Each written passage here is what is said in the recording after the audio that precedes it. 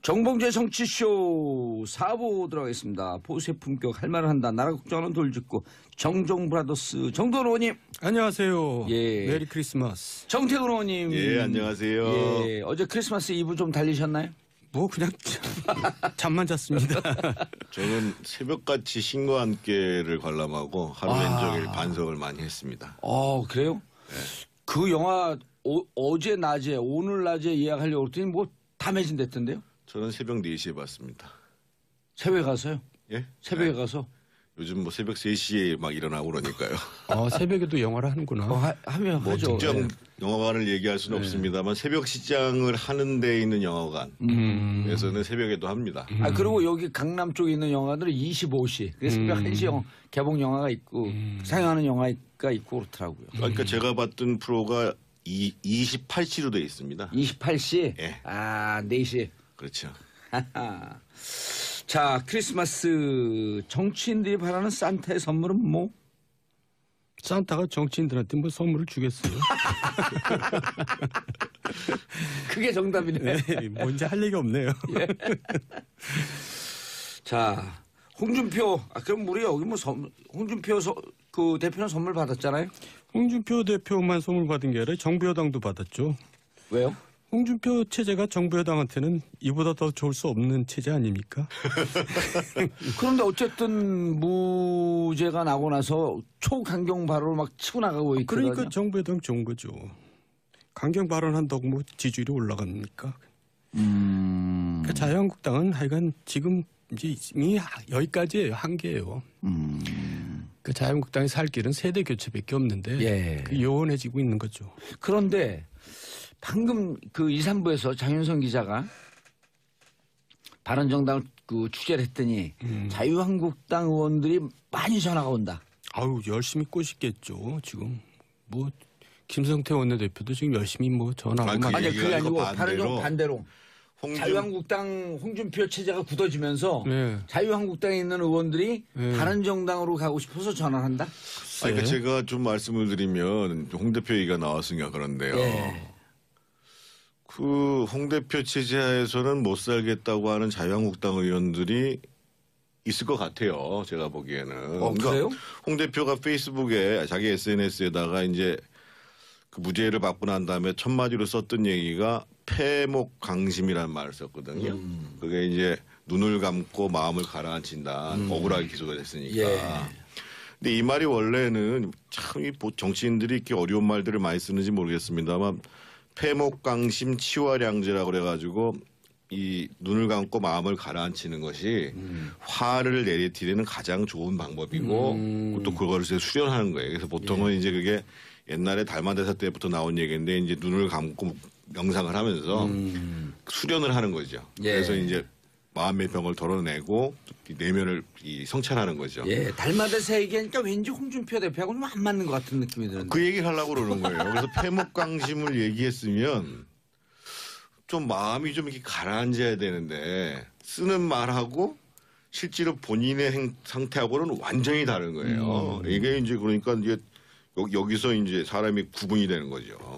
그러고 난 다음에 바로 나오는 얘기가 연탄가스. 아까 우리 장 기자가 얘기했잖아요. 연탄가스 같은 정치인들. 그러면서 이제 징치를 하겠다. 징치를 하겠다. 말도 어려운 말 골랐어요. 어려운 말만 골랐어요. 권위적인 말이죠. 아니죠. 폼 잡으려고 그러는 거예요. 그러니까 그게 그거예요. 그렇군요. 그러니까 제가 보기에는 자유한국당 의원들 사이에서 아니 무슨 홍준표 하에서 내가 앞으로 그나마 정치인이라는 사람들이 출마라도 해야 자기가 개인기로 돌파하든 뭘로 하든 할 텐데 예. 공천도 못 받을 가능성이 있겠다 싶은 생각이 드니까 그 사람들 입장에서 보면 오히려 바른정당하고 국민의당이 통합하면 그래도 거기서 내가 조금 준비를 잘해서 다음 걸 내다볼 수 있지 않겠느냐. 그리고 조금 전에 이제 우리 정도원 전 의원님도 말씀하셨습니다만 지금 자유한국당이 지금 현재는 2당이지만 계속 2당 1이라는 보장이 없어요. 예. 내년 지방선거에서 만약에 성공하지 못하면 2당의 지위를 유지하지 못하면 제가 보기에는 거의 급전직하라고 봐. 이것도 어려운 얘기구나. 바로 그냥 내려갈 가능성이 있어요. 그리고 더더군다나 지방선거 때는 각 시도별로 비례 정당 투표를 하잖아요. 예. 근데 그렇죠. 정당 투표에서 부분적으로 예를 들면 수도권에서 자유한국당이 2등했다는 보장이 어디 있어요? 그러니까 과거에 홍준표 대표 한 적이 있었거든요. 근데 조금 하다가 이제 사실 뭐 표현이 뭐하지만 쫓겨났는데 그게 왜 그게 그러냐면 2001년도예요, 그게. 그게 왜 그러냐면 아닙니다. 2011년도. 11년. 아, 2011년도에 왜냐하면 2012년 총선을 홍준표 간판으로는 도저히 치를 수가 없다는 공감대 때문에 그런 거거든요. 그러니까 내년 지방선거를 홍준표 간판으로 치를 수가 있을까? 이제 그런 회의도 또 막 작용할 겁니다. 그리고 홍준표 대표 스스로 대구, 부산, 울산, 경남, 인천, 경기 6개 광역시 중에 하나라도 빠지면은 6개 이기지 못하면 대표 그만두겠다 이렇게 선언하지 않았나요? 했었죠. 근데 뭐 그렇게 얘기를 해도 해야죠. 그러면 그거 얘기도 못하면 대표 자리를 유지하겠어요? 아니 그러면 이제 실질적으로 한 서너 개 너댓 개 된다 그러면 아니, 대표 또- 물러나나? 그때 가서는 내가 선거를 독려하기 위해서 그런 얘기였고 그런 마음으로 최선을 다하자는 뜻이었다고 얘기를 하겠죠. 홍준표 물론 안 했어요. 빙의하신 것 같아. 좀 심한 것 같긴 한데 예. 그게 일반적인 정서 아닙니까? 그럼 홍준표 대표 체제하에서 아까 나오고 싶어하는 의원들이 좀 있을 것이다. 근데 또 그 일각에서는 바른정당에서 자유한국당으로 가고 싶어하는 의원들도 좀 있는 것 같고. 그런데 통합이 되면 그러진 않을 것이다. 또 이런 주장을 하는 분들도 있고. 어떻게 봐야 돼요? 지금 현재 바른정당 내에서 통합에 이탈하겠다고 거론되시는 분이 두 분 있잖아요. 예. 그 이제 이학재 의원하고 김세현 의원인데 예. 그리고 이제 자치단체장을 맡고 있는 우리 남경필 지사하고 원희룡 제주지사가 지금 이제 애매한 입장. 예를 들면 남경필 지사 같은 경우는 보수 대통합이 우선이다 이렇게 얘기를 하고 있고 원희룡 지사는 별 의견을 표현하지 않고 제가 주변에 얘기를 들어보면 이렇게 가면 오히려 무소속으로 도지사의 재선에 도전해야 되는 거 아니냐 뭐 이런 다시 고민도 원지사 본인의 얘기는 아니고 측근들의 얘기입니다. 그러면 사실은 이번에 바른정당하고 국민의당이 통합하는 데 있어서 상당한 국민의당 내부의 혼란과 출혈을 각오하고 한다 그러면 예. 적어도 바른정당 내부에서는 이 통합에 적극적으로 특히 이제 이 김세현 의원 같은 분들이 부산에서 중요하니까요. 그리고 이제 그래서 저는 유승민 대표도 그렇고 안철수 대표도 그렇고 이 통합 과정에 있어서 원희룡이나 남경필이나 김세현이나 이런 분들이 통합에 합류하도록 만드는 것이 이번 통합 과정을 보다 더 성공적으로 만드는 것이 아닌가라고 생각을 해야 되는데 거기까지 생각하기보다는 지금 국민의당 내부를 지금 정리를 못 해가지고 지금 상당히 곤혹스러운 처지에 있는 거죠. 예. 정도원 의원님. 네.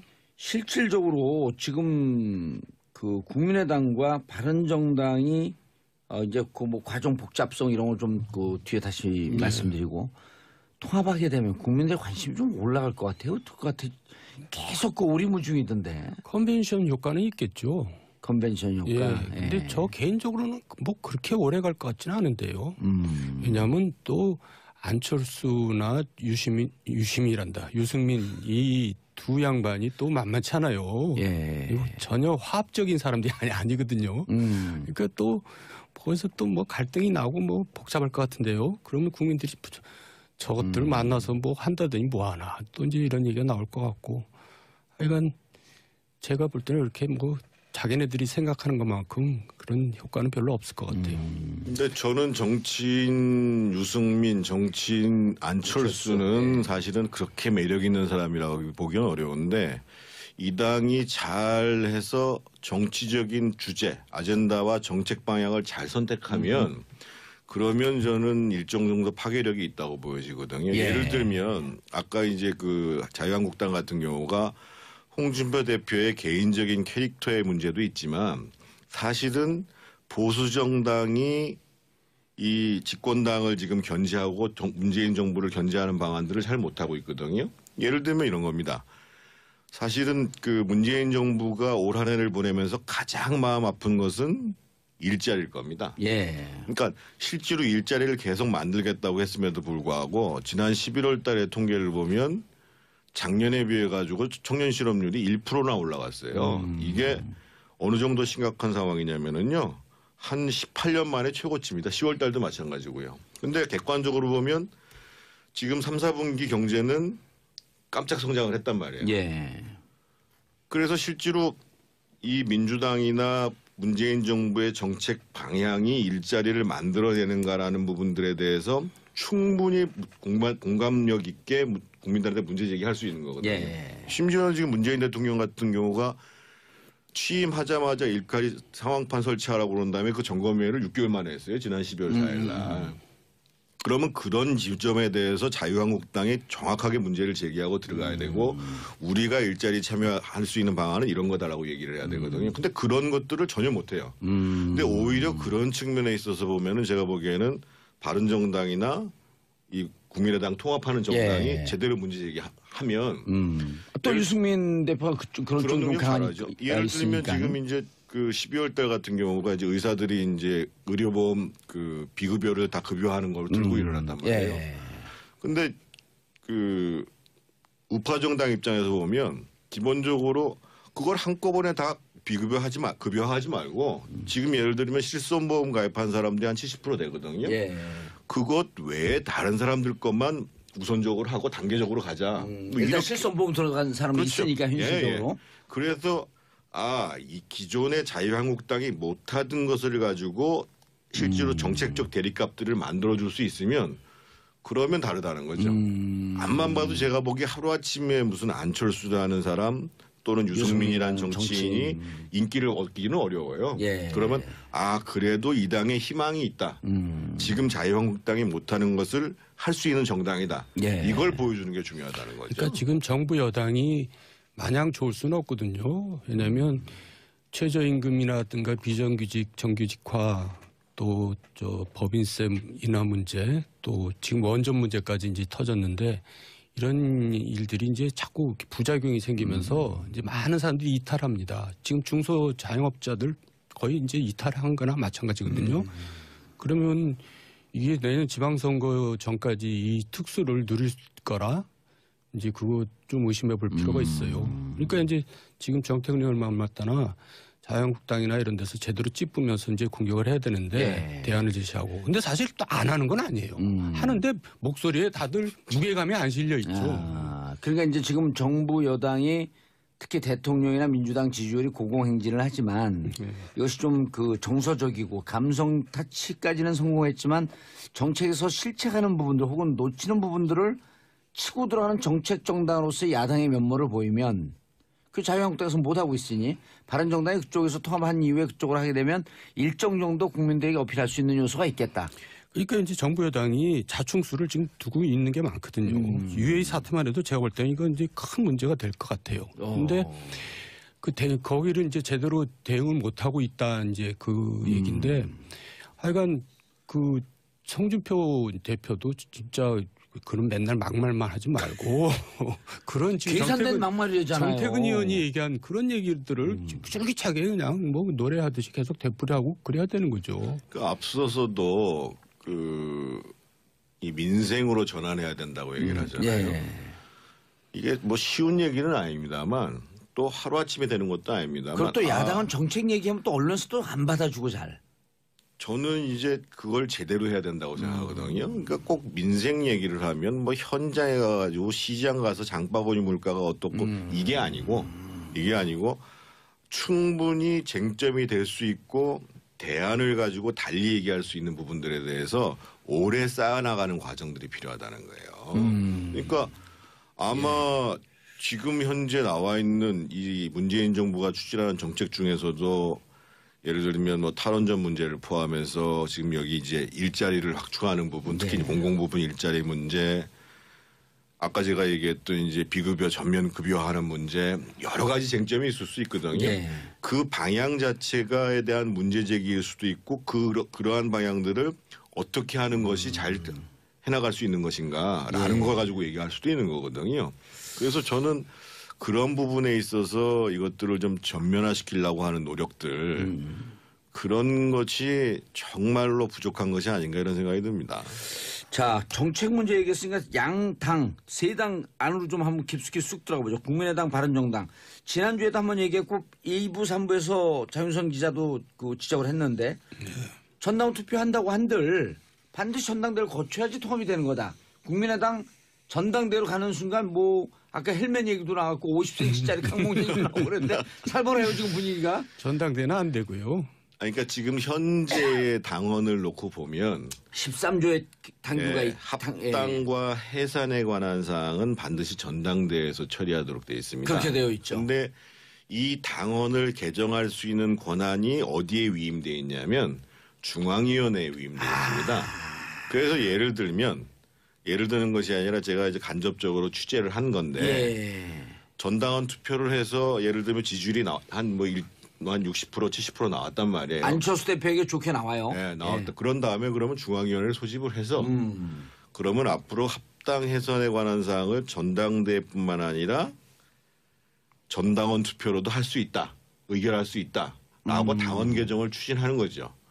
그러고 난 다음에 전당원 투표 다시 한번 하면 되는 거예요. 기본적으로. 지금 전당원 투표라는 게 어려운 게 아니라 기본적으로 본인이 등재한 사람들은 중앙선거관리위원회에 있는 K보팅 시스템에 들어가서 그냥 하면 되고요. 그리고 이제 ARS가 뭐 그렇게 돈 많이 안 들어요. 전화 걸면 자기가 찬성하냐 안 되냐 응답하면 되는 문제이기 때문에. 정태근 의원이 지금 국민의당 그 친한파의 전략을 노출한 겁니다. 최초로. 그러니까 이제 최초로 나온 거에 깜짝 놀랐어요. 저도. 아까 장윤선 기자가 뭐라 그랬냐면 손학규 대표가 안철수 대표를 만나서 전 대표가 만나서 어떻게 할 거냐 이게 전당대회 하게 되면 우당탕탕 문제가 많이 생길 터인데 그랬더니 수가 있습니다. 이렇게까지만 얘기했단 말이에요. 그 얘기죠. 근데 지금 정태근 의원 얘기는 일단 전당원 투표해서 일정 정도 통합에 대한 긍정적 지지가 나오면 중앙위원회를 열어서 당원당규를 개정하자. 당원당규 개정안이 중앙위원회 권한이니까. 그래서 지금 5조에 전당원 투표 규정되어 있는 부분에 합당 해산의 권한도 전당원 투표에 전당원이 투표로 할 수 있는 그렇게 개정을 하면 그럼요.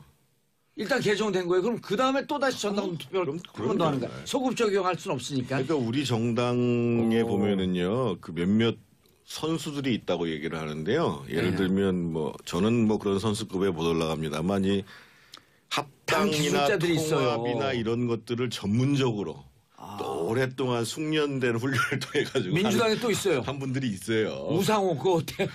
완전 선수예요. 그래서 제가 보기에는 뭐 길을 찾으면 다 있게 돼 있습니다. 아니 근데 지금 정태근 의원이 말한 전략이 노출되는 순간 중앙위가 이제 난장판이 될 가능성이 그러니까 있죠. 이제 이 헬멧이 중앙위원회 구성비는 중앙위원회 어떻게 될 것 같아요? 숫자는 제가 잘 모르겠는데요. 네. 지난번에 당무위원회가 난장판이 될 것 같았지만 진행됐잖아요. 그렇죠. 그러니까 아마 중앙위원회의 구성 분포도 당무위원회하고 거의 비슷한 수준이고 아마 입구에서만 하고 그래서 지난번에 막 그 TV에 방영된 거 보면은 이제 들어갈 때 막 뭐 몸싸움 하고 하다가 들어가서 전당원 투표 두들기니까 그냥 진행되잖아요. 그러니까 의외로. 그래서 제가 보기에 아마 그 통합을 추진하시는 안철수 대표를 중심으로 한 그룹들 입장에서 보면 실질적으로 전당원 투표에서 지지율을 얼마나 올릴 것인가. 그래서 최소한 뭐 65% 70%까지 끌어올리는 것이 큰 고개를 넘어가는 일이 될 것이고 지금 중도파라고 얘기하시는 분들이 또한 유보파가 11명쯤 돼요. 네. 근데 이분들 입장에서 보면 뭐 그런 흐름으로 가면 달리 선택할 방법이 없거든요.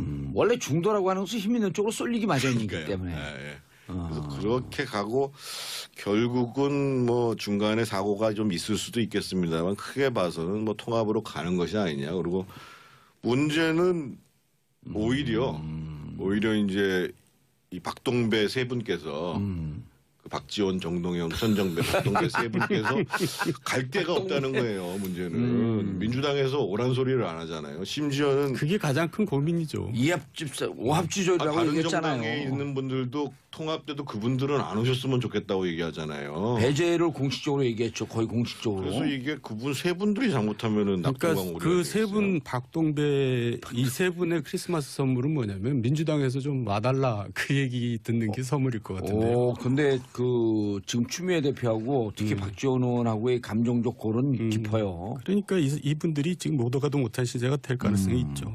자, 그 시간 다 됐는데 네. 간단하게 네. 서청원 의원에 대한 또 그 무슨 시사 저널에서 네. 보도하려고 그러는 게 배포금지 가처분 됐다가 뭐 50억 수수설 호주 직무정지 뭐 예. 직무정지 배포금지 가처분 신청을 했는데 법원에서 무슨 얘기냐면 배포해라 이랬거든요.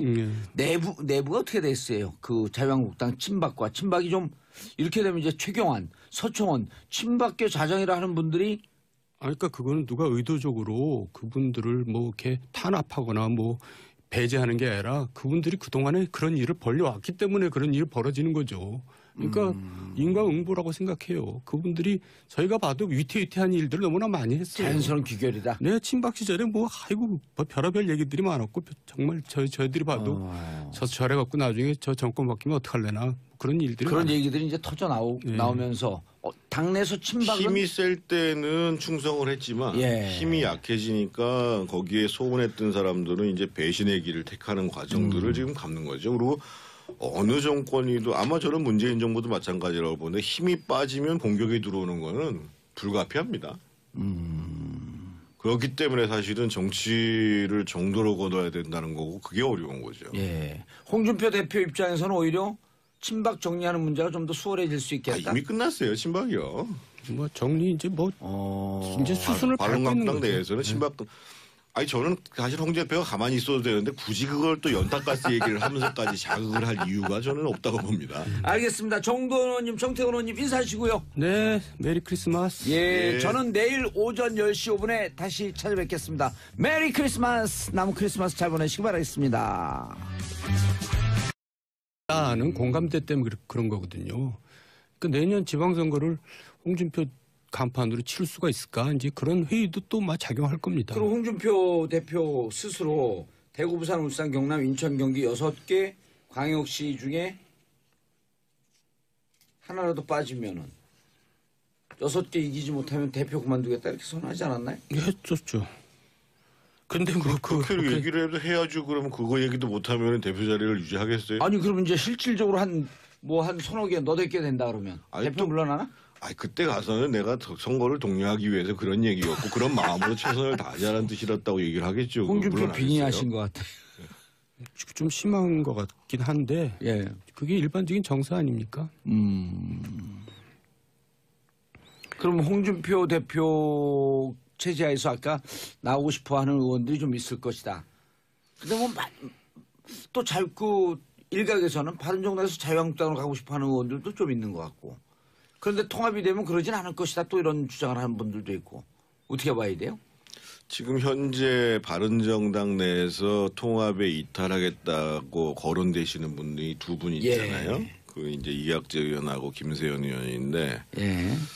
그리고 이제 자치단체장을 맡고 있는 우리 남경필 지사하고 사람들이 출마라도 해야 자기가 개인기로 돌파하든 뭘로 하든 할 텐데 예. 이 공천도 못 받을 가능성이 있겠다 아하. 싶은 생각이 드니까 사람들 입장에서 보면 오히려 바른정당하고 국민의당이 통합하면 그래도 거기서 내가 조금 준비를 잘해서 다음 걸 내다볼 수 있지 않겠느냐. 그리고 조금 전에 이제 우리 정도원 전 의원님도 말씀하셨습니다만 지금 자유한국당이 지금 현재는 2당이지만 계속 2당이라는 보장이 없어요. 예. 내년 그렇네요. 지방선거에서 만약에 성공하지 못하면 2당의 지위를 유지하지 못하면 제가 보기에는 거의 급전직하라고 봐요. 이것도 어려운 얘기구나. 바로 그냥 내려갈 가능성이 있어요. 그리고 더더군다나 지방선거 때는 각 시도별로 비례 정당 투표를 하잖아요. 예.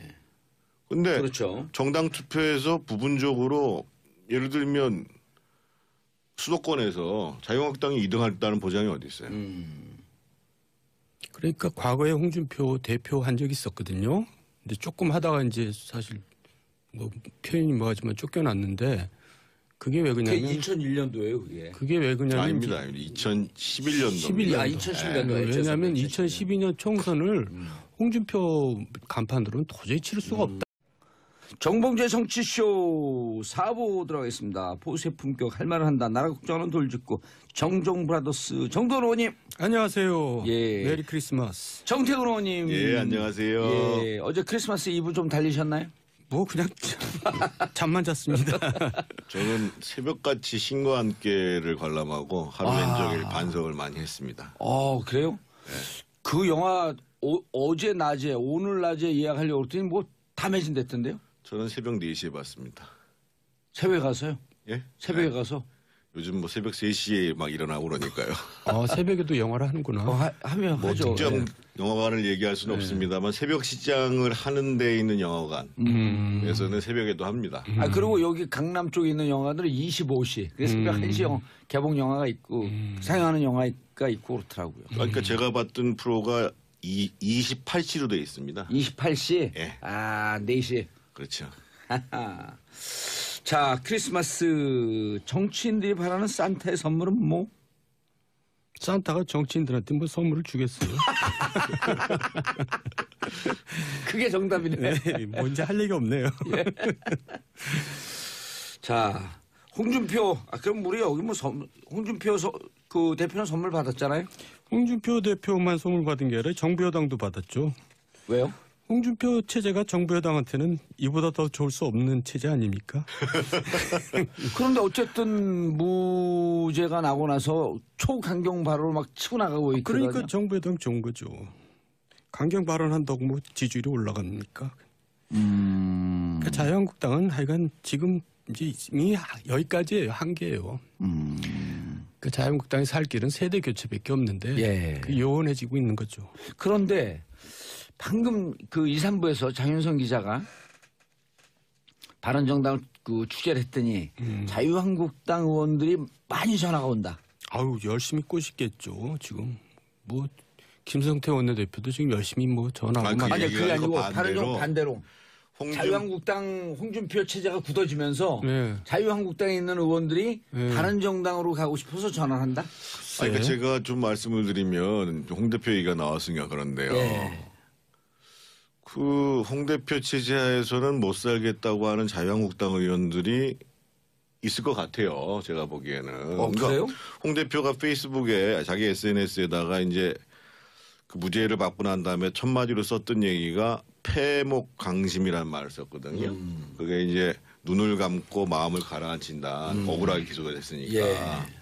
근데 이 말이 원래는 참 이 정치인들이 이렇게 어려운 말들을 많이 쓰는지 모르겠습니다만 패목강심 치화량제라고 그래가지고 이 눈을 감고 마음을 가라앉히는 것이 화를 내리티는 가장 좋은 방법이고 또 그걸 이제 수련하는 거예요. 그래서 보통은 이제 그게 옛날에 달마대사 때부터 나온 얘기인데 이제 눈을 감고 명상을 하면서 수련을 하는 거죠. 예. 그래서 이제 마음의 병을 덜어내고 내면을 성찰하는 거죠. 예, 달마대사 얘기하니까 왠지 홍준표 대표하고 좀 안 맞는 것 같은 느낌이 드는데. 그 얘기를 하려고 그러는 거예요. 그래서 패목강심을 얘기했으면 좀 마음이 좀 이렇게 가라앉아야 되는데 쓰는 말하고 실제로 본인의 상태하고는 완전히 다른 거예요. 이게 이제 그러니까 이제 여기서 이제 사람이 구분이 되는 거죠. 그러고 난 다음에 바로 나오는 얘기가 연탄가스. 아까 우리 장 기자가 얘기했잖아요. 연탄가스 같은 정치인들. 그러면서 이제 징치를 하겠다. 징치를 하겠다. 말도 어려운 말 골랐어요. 어려운 말만 골랐어요. 권위적인 말이죠. 아니죠. 폼 잡으려고 그러는 거죠. 그러니까 그게 그거예요. 그렇군요. 그러니까 제가 보기에는 자유한국당 의원들 사이에서 아니 무슨 홍준표 하에서 내가 앞으로 그나마 정치인이라는 사람